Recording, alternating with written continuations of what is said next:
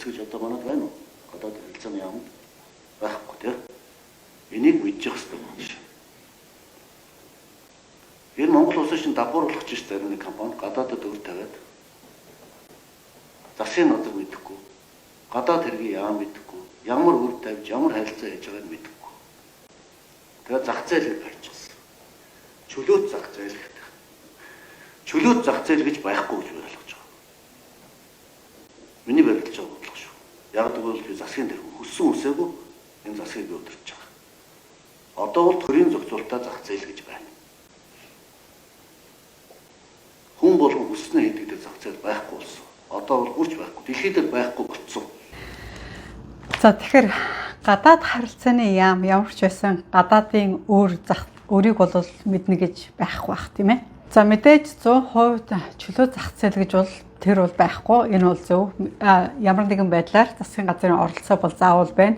Импорт, экспортын татвар байна, худалдааны татвар байна, монополоос хамгаалах хууль оролцох ёстой тийм үү?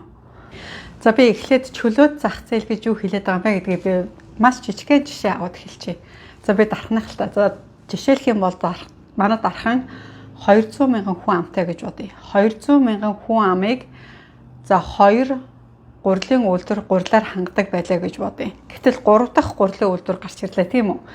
За ингээд 3 дахь гурилын үйлдвэр гараад ирэхэрч одоо ханган нийлүүлэх бараа бүтээгдэхүүн зах зээл дээр хит их болоод ирэхэрсэн зэрэг одоо нөгөө гурилын үйлдвэрүүд чинь чанараа сайжруулах хэрэгтэй шүү дээ. Тэгэж байжээж аль чанартай гурилын үйлдвэр зах зээл дээр үлдэнэ гэсэн үг.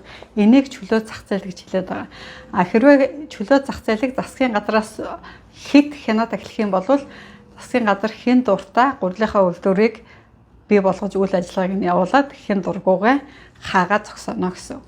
За мэдээ чөлөө зах зээл дэлхийн хөгжсөн орнуудад зөндөө олон байж. Би та бүхэн зүгээр хэдхэн компаниудын жишээ хэлээд үзүүлье. Сүүлийн үед манайхан Mulan киног boycott гэдэг одоо Facebook дээр зөндөөх пост оруулаад байгаа тийм үү? Mulan компани хийсэн тэр компани Walt Disney компани байгаа тийм ээ. За Walt Disney-гийн өнгөрсөн жилийнх нь орлогот чинь 69.5 тэрбум доллар байгаа. Тэгэхэд манай Монголын жилийн нийт бүтээгдэхүүн 14 тэрбум хавцаа манай Монголоос 5 дахин илүү орлоготой компани байна. Гэтэл Walt Disney бол Америкийн хамгийн том 2 компаниудад зэрэгцүүлээд үзэх юм бол тэр тэмч томд ордог том компани биш.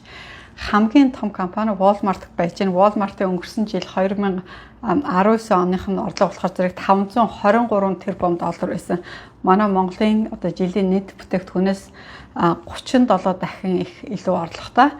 Тэрний дараагийнх нь та бүхэн мэдж байгаа Jeff Bezos үндэслэн байгуулсан Amazon компани байж гэн 280 тэрбум долларын орлоготой байсан. Манай Монголын орлогоос 20 дахин илүү их орлоготой ийм компаниуд байж байна. За тэгэхээр би энэ бүгдээр юу хэлэх гээд байгаа юм бэ гэхээр зэрэг зөв удирдлагатай мэргэжлийн хүнийг ажилд авч чадсан компаниуд чөлөө зах зээлдээ хөгжсөн орнуудад үйл ажиллагаа явуулж болоод байна. Чөлөө зах зээл дэлхийн бусад орнууд хөгжсөн орнуудад явагдаж байна л гэдгийг хэлэх гэсэн. Тэгээ дараагийнхаа бичлэгээр бүгдээр яриад уулзцгаая. Түр баяртай.